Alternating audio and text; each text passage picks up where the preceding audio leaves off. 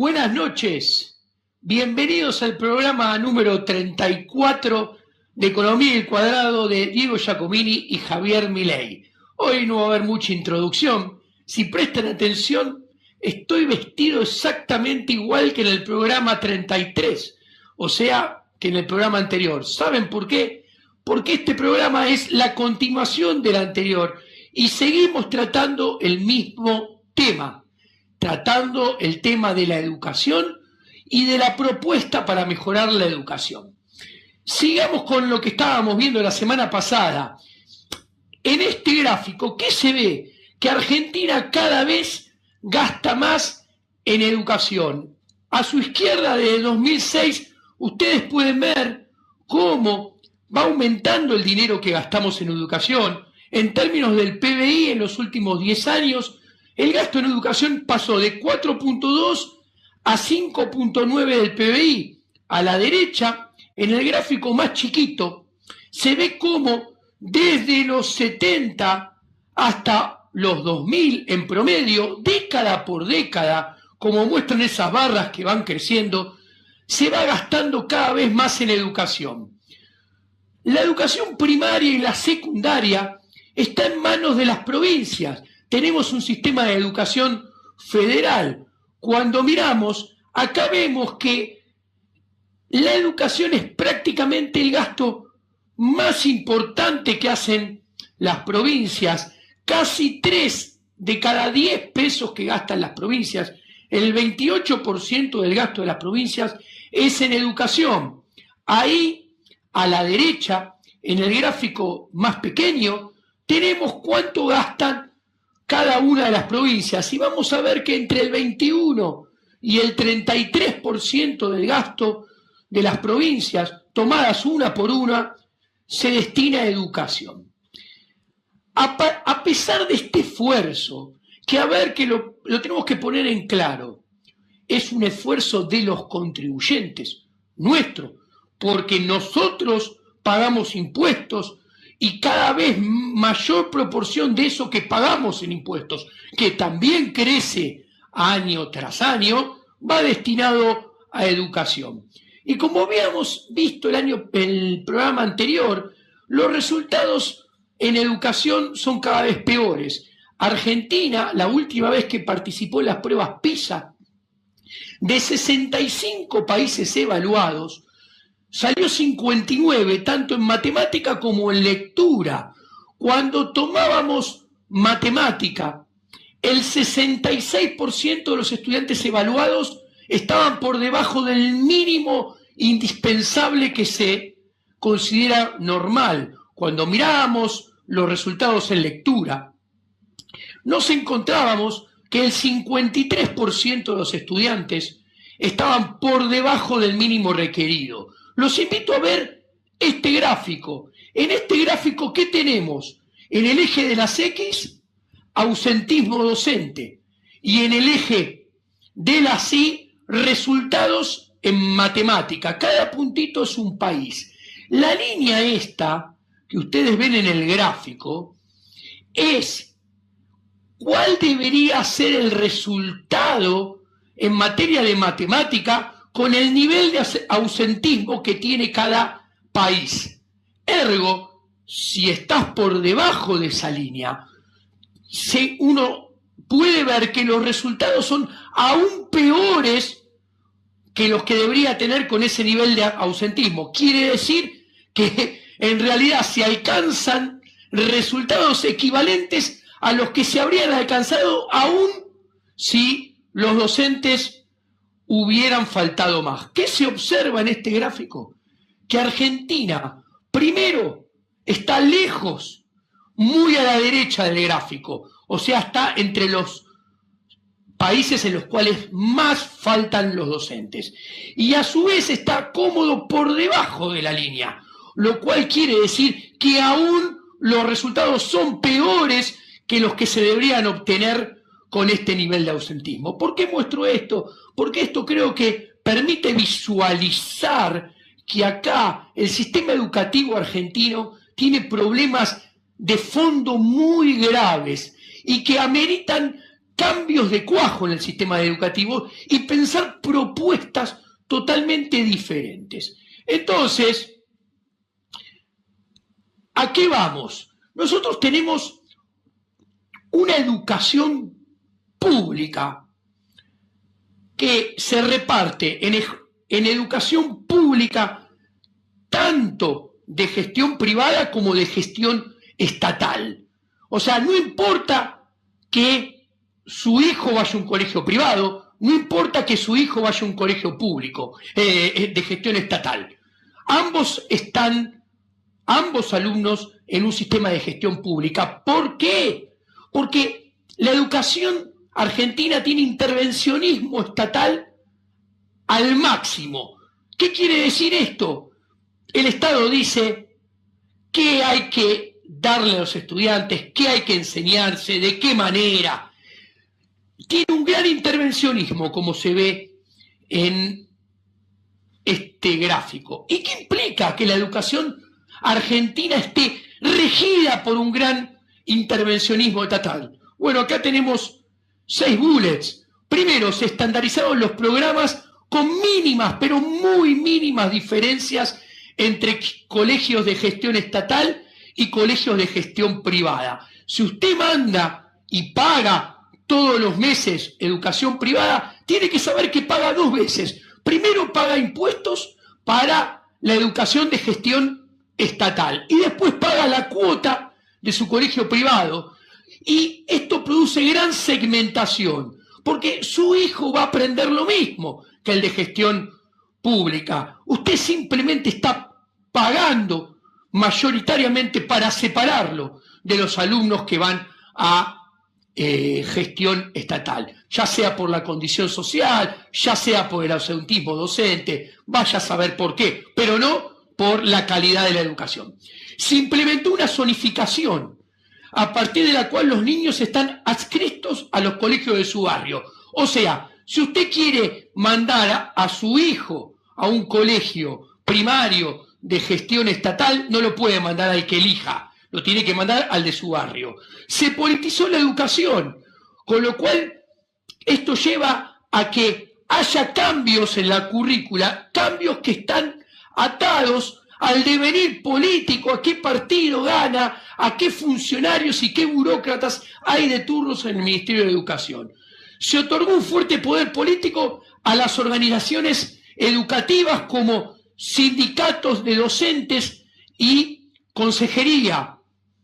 ¿Y esto qué quiere decir? Esto quiere decir que con esta educación pública, donde el Estado decide todo, usted está preso de los sindicatos docentes. Vaya a saber, y lo saben muy bien, perdón que me corrija, los alumnos que este año han tenido muy pocas clases debido a los paros docentes.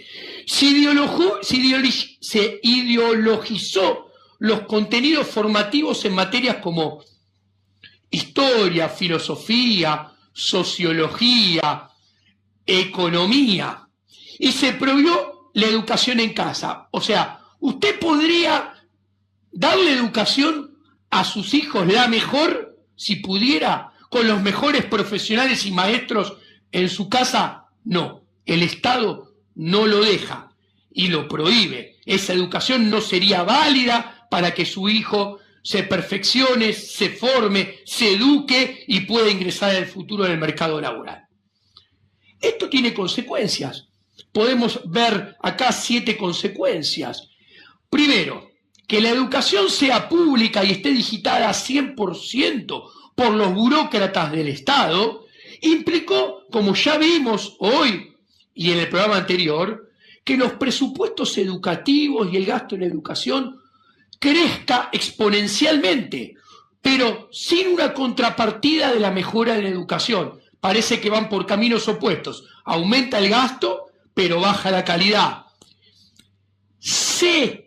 La escolarización se impuso sobre la educación.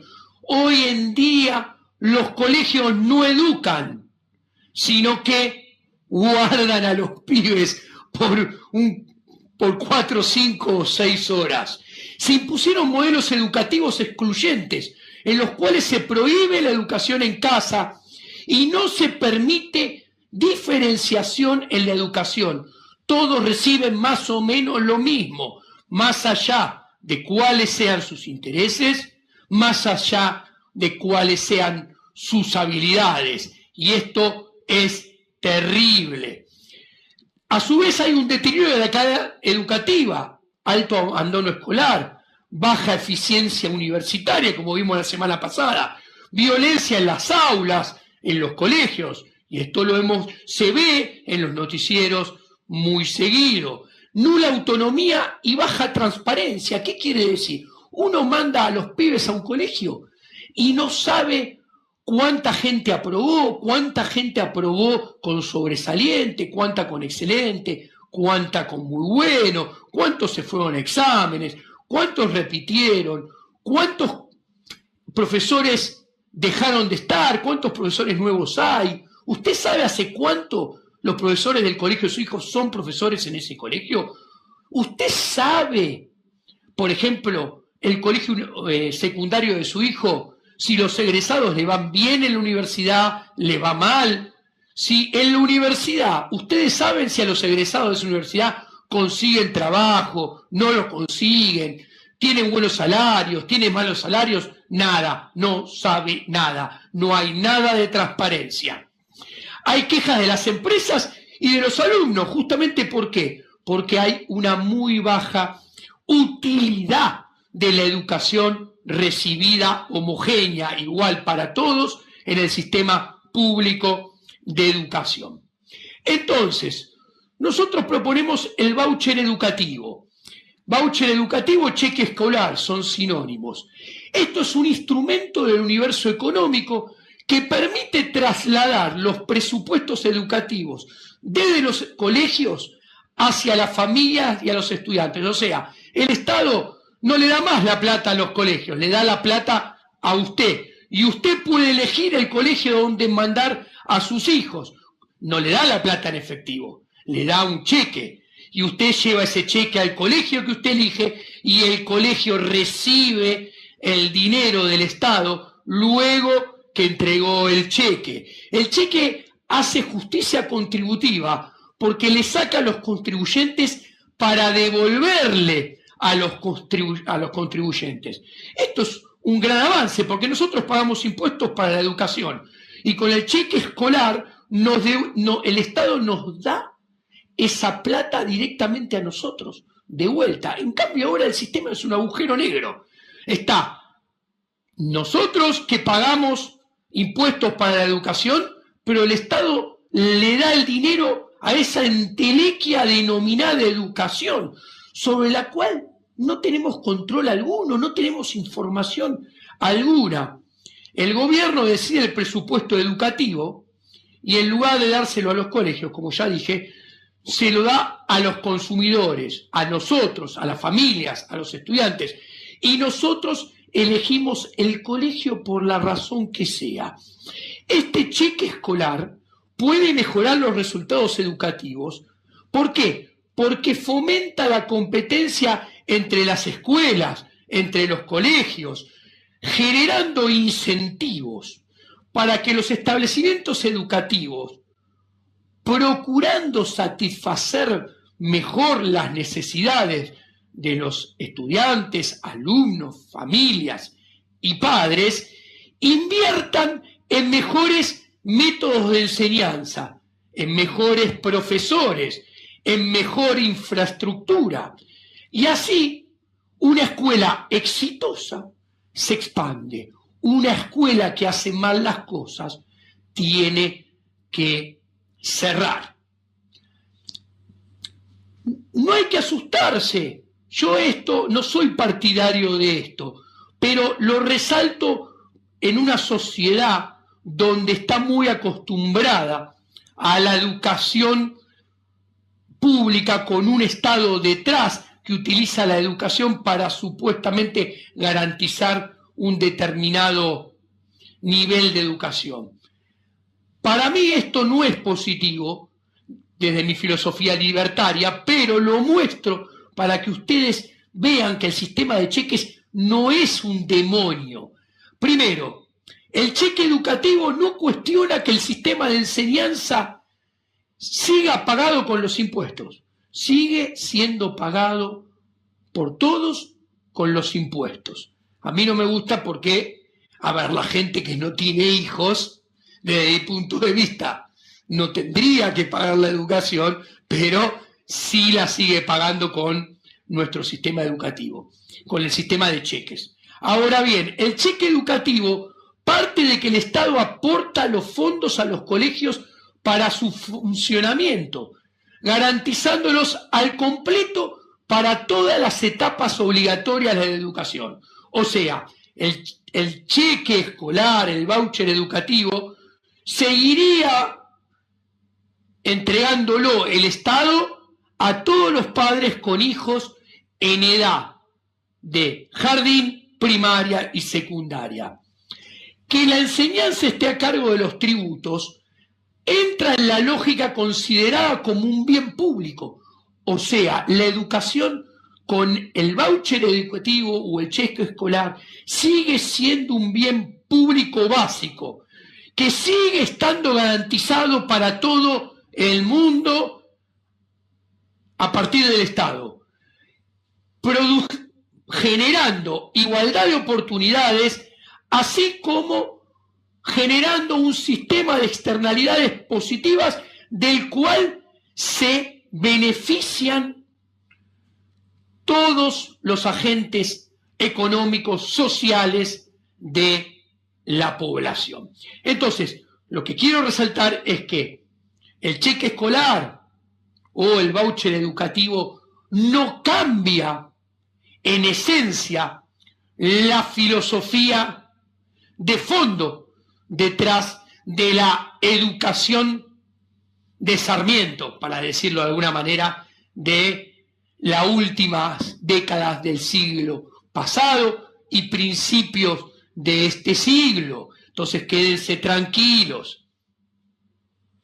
Ahora bien, ¿qué países tienen cheque escolar o voucher educativo? Australia, Nueva Zelanda, Chile, Suecia, Dinamarca. Hay países que lo tienen parcialmente, como Estados Unidos, donde hay 15 estados, entre ellos estados grandes como Chicago, California, Texas, y 5 regiones de Italia. ¿Qué se puede ver? Que los países del primer mundo que tienen cheque educativo, todos están, en términos del resultado de las pruebas PISA del 2015, que son las únicas en las cuales Argentina no participó, todos los países del primer mundo que tienen cheque escolar o voucher educativo están por arriba del promedio del OECD. Chile, el único país de Latinoamérica que tiene cheque escolar, es el mejor de todos los países de la TAM en materia de resultados en las pruebas PISA. ¿Qué quiere decir? Que el cheque escolar o voucher educativo es un instrumento económico muy idóneo, no solamente para mejorar todo el funcionamiento del sistema educativo, no solo sirve para mejorar la relación entre los contribuyentes y el sistema educativo, sino que mejora la educación, generando mejores resultados en materias de educación, como muestra la evidencia empírica. ¿Qué ventajas tiene el cheque escolar? Importantísimo. El cheque escolar pone adelante de todo lo que en educación se llama el triángulo virtuoso de la educación. ¿Por qué? Porque permite ver los costes de la educación, los costos, y genera una implicación de la familia en la educación y diversifica la educación. A ver, la educación no es gratuita, es mentira que es gratuita, cuesta y cuesta mucho y la pagamos entre todos. Entonces el cheque educativo tiene la ventaja que tanto al alumno como a la familia le muestra, mira, todos los meses recibís un cheque por tanto. multiplicado por 12, a vos la educación que estás recibiendo cuesta X por año. ¿Implica la familia? ¿Por qué implica la familia? Porque la familia tiene que elegir el colegio, tiene que investigar qué colegio es mejor según el perfil y los intereses de su hijo, y lo tiene que mandar a ese establecimiento. Si por la ley de oferta y demanda ese establecimiento es muy bueno, entonces está muy demandado, probablemente el cheque educativo no alcance a cubrir toda la cuota y la familia va a tener que ahorrar por arriba del cheque educativo para mandar a su hijo a ese colegio. Y finalmente genera una diversificación de la educación, porque el cheque educativo, al promover la libre competencia entre establecimientos educativos, promueve la diversificación de la educación. Los establecimientos se especializan, diversifican para tratar de adaptarse más y mejor a las necesidades del consumidor, a las necesidades de los estudiantes. ¿Para qué lograr? Para lograr una mayor porción de mercado, lograr más matrícula, porque más matrícula son más cheques y son más ingresos.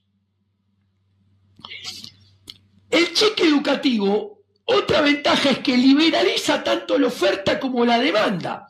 Los cheques educativos buscan liberalizar transversalmente la oferta y la demanda educativa, descentralizando el sistema educativo de manera de garantizar más libertad, más libertad. Los padres pueden elegir entre varias opciones educativas. Más diversidad. Hay una oferta educativa variada que apunta a satisfacer las diferentes necesidades. Y a su vez también genera mayor calidad. ¿Por qué? Porque al generar competencias entre los establecimientos, esa competencia entre los establecimientos incrementa la calidad de la educación, mejorando los resultados de los alumnos y sus rendimientos, como vimos según los datos de la realidad a nivel global en todo el mundo. Los países que tienen vouchers son los que tienen mejores resultados. El cheque educativo tiene 10 ventajas teóricas. Diversidad de opciones educativas. Introduce la competencia entre establecimientos, mejorando la calidad. Da libertad de elección a las familias. Otorga a los padres mayor poder sobre la educación de sus hijos. Obliga a una gestión más profesionalizada de los recursos educativos en el colegio. O sea, la directora de un colegio va a tener que poner a un administrador de recursos, ¿no? Porque ya no puede llamar al ministerio y decir, mandame tanta plata. Reduce la burocracia, permite mayor integración social, porque al ser libre incentiva que de todas las clases sociales vayan al mismo colegio, según los intereses que tengan. El contribuyente no paga 2 veces por el mismo servicio, aumenta la transparencia, pudiendo eficientizar y bajar el gasto público, se limita el poder del Estado. Y acá, esta es la clave. Estas 10 ventajas son mayores cuanto mayor se limite el poder del Estado. La clave es cuánto se limita el poder del Estado. Cuanto menos se limite el poder del Estado y cuanto más el poder del Estado siga regulando los programas y siga obligando dar como educación mínima algo estandarizado, estas ventajas se van reduciendo. La pregunta del millón para el éxito del cheque escolar es: ¿dónde están los límites del Estado? El cheque escolar no es la panacea por sí solo. El cheque escolar, si el Estado sigue digitando los programas al 100%, todas esas 10 ventajas son mínimas, se reducen muy fuertemente. Ahora, si los programas pasan a estar digitados por el Estado, solamente en un 20, en un 30%, para decir algo, si fuera 10 o 0, mejor aún, pero bajando a la realidad, si estuvieran digitados en un 20, 30%, esos 10 beneficios que trae el cheque escolar se potencian a la N. ¿Por qué? Porque la clave es quitar potencia a los poderes fácticos actuales del Estado. Es decir, la clave es reducir el poder del Estado como diseñador de la educación y como controlador de la educación. La clave es que el Estado intervenga lo menos posible en el diseño de los programas y en el control de cómo se imparte la educación. Cuanto mayor intervención y control del Estado haya, más se diluyen las ventajas del cheque escolar o voucher educativo. Aparte, hay que reducir al mínimo los intermediarios.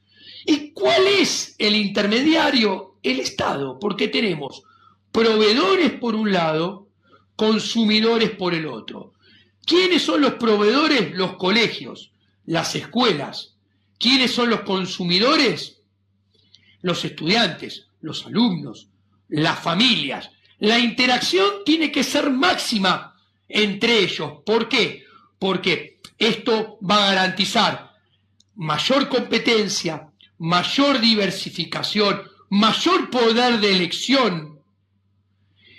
Y hay que tener en cuenta que en el mundo de hoy, donde el acceso a la información es mayúsculo con Internet y donde los cambios tecnológicos son cada vez más rápidos y profundos, necesitamos una educación en libertad, una educación que se dé en el libre mercado, donde los proveedores y los consumidores, o sea, los colegios, las escuelas de un lado y los alumnos y estudiantes del otro, interactúen libremente entre ellos, porque esa interacción libre es la única que puede captar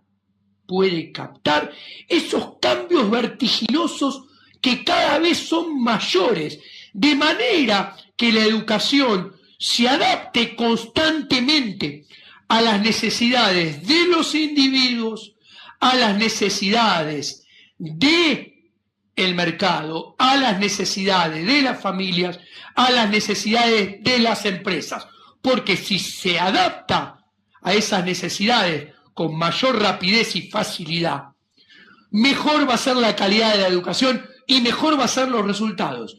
El problema es que esta adaptación va a ser mayor cuanto menos sea el Estado, o sea, cuanto menos entre el Estado como intermediario entre esos proveedores, colegios, y esos consumidores, alumnos. ¿Por qué?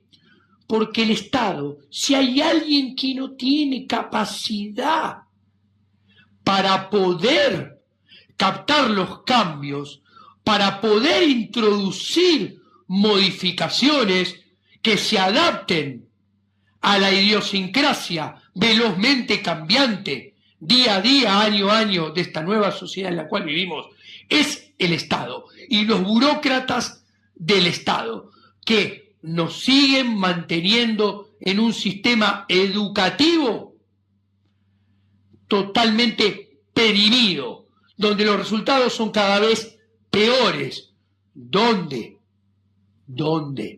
tenemos actores como los burócratas del Estado y como los sindicatos que impiden que esa educación sea dinámica y cambie de acuerdo a las necesidades de todos nosotros. Bueno, esto ha sido todo por hoy. Espero que le haya interesado el programa. Nos veremos la próxima semana con un poco más de economía al cuadrado. Y tengan en cuenta, La propuesta de un nuevo paradigma en educación es una educación en libertad. Y una educación en libertad solamente puede ser posible cuanto menos Estado haya digitando programas, qué se tiene que dar, cómo se tiene que dar y controlando lo que se dé.